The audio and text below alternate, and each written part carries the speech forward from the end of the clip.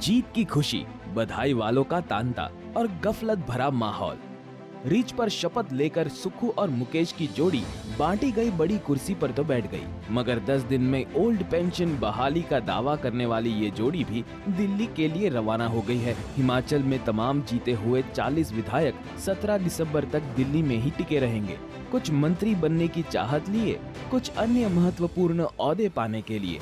ये सब हिमाचल में वायदों को निभाने से जरूरी भारत जोड़ो यात्रा में राहुल गांधी की सियासत को धारदार बनाने निकले हैं। हिमाचल की जीत से प्रियंका पहले ही चमक चुकी है। अब राहुल गांधी को चमकाने के लिए यात्रा के 100 दिन पूरे होने पर राहुल का कद बढ़ाना बाकी है। आप यूं मान ले, मंत्रिमंडल के गठन को आलाकमान के फैसले पर छोड़ के नए अधिकारियों की टीम के चयन उस पुरानी टीम के हवाले छोड़कर जो जयराम सरकार में ओल्ड पेंशन बहाली संभव नहीं की नीति पर चलती आई है, उसी टीम के भरोसे इन्हें अमल में लाने का आदेश देकर भारत जोड़ो अभियान की सफलता का राग गाने हिमाचल कांग्रेस दिल्ली कूच कर गई है। 16 तारीख को राहुल गांधी जी की भारत जोड़ो यात्रा का 100वां दिन है। इस यात्रा में कांग्रेस की प्रदेशाध्यक्ष श्रीमती प्रतिभा सिंह जी, 40 विधायक सब सम्मिलित 16 तारीख को होंगे और इस दृष्टिकोण से हम सब लोग वहां जा रहे हैं। उधर सरकार बदलने के बाद कितने कर्मचारी रिटायर होकर ओल्ड पेंशन के हकदार होंगे? इन 5 सालों में कितने कर्मचारियों की ऐसी उम्मीदों को मौजूदा सरकार ने पूरा करना है? राज्य में कितनी 18 से 60 साल की महिलाएं हैं जिन्हें मौजूदा सरकार 1500 रुपए देगी? ये ही नहीं, 125 यूनिट फ्री बिजली की जगह 300 यूनिट फ्री बिजली का कितना आर्थिक बोझ पड़ेगा? ये सब वो सवाल है जिन्हें नई नवेली कांग्रेस सरकार पुराने टीम के अधिकारियों के में छोड़कर दिल्ली चली गई है। आदेश है, जब तक वापसी हो रास्ता भी तलाशे, खाका भी तैयार करे। जाते जाते मुख्यमंत्री इन पहेलियों का जवाब तलाशने से जुड़ी सिलसिलेवार बैठक और आदेश देकर दिल्ली के लिए उड़ान भर गए हैं। और हिमाचल में हमने वादा किया है कि जब हमारी पूरी कैबिनेट बन जाएगी, ओपीएस हिमाचल में लागू किया जाएगा। इस दृष्टिकोण से आप निश्चित रहिए, जितने हथकंडे अपना लीजिए।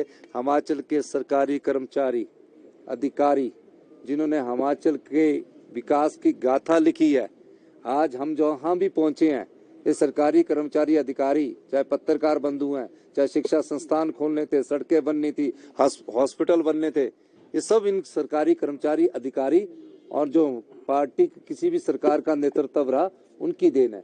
उनको हमने ओपीएस का गारंटी योजना बोली है, वो उनको मिलेगा। जल्दी ही हमारा कैबिनेट का जब गठन होगा, ये ओपीएस उस कैबिनेट की पहली बैठक में ओपीएस को लागू कर दिया जाएगा।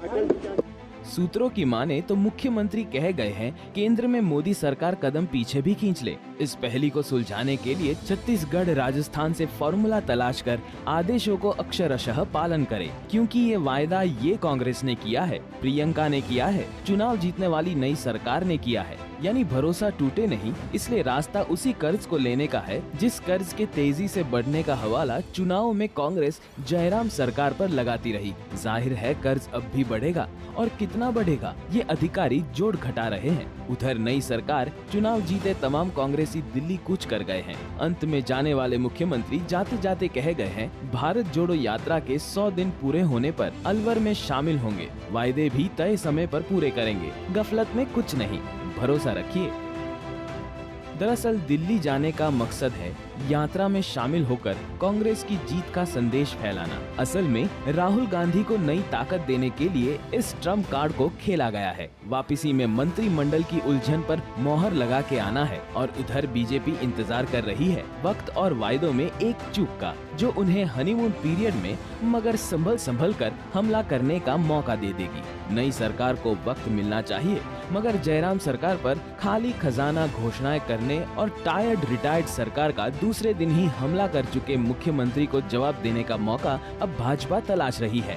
यानी हिमाचल में 6 महीने के दिए जाने वाले हनीमून पीरियड से पहले आपको राज्य में पक्ष और विपक्ष की गर्माती राजनीति देखने को मिलेगी। अटल टनल में सोनिया की पट्टिका लगाने के विवाद से इसकी शुरुआत पहले ही हो चुकी है। सूर्य समाचार के लिए शिमला से अरुण उनियाल की रिपोर्ट।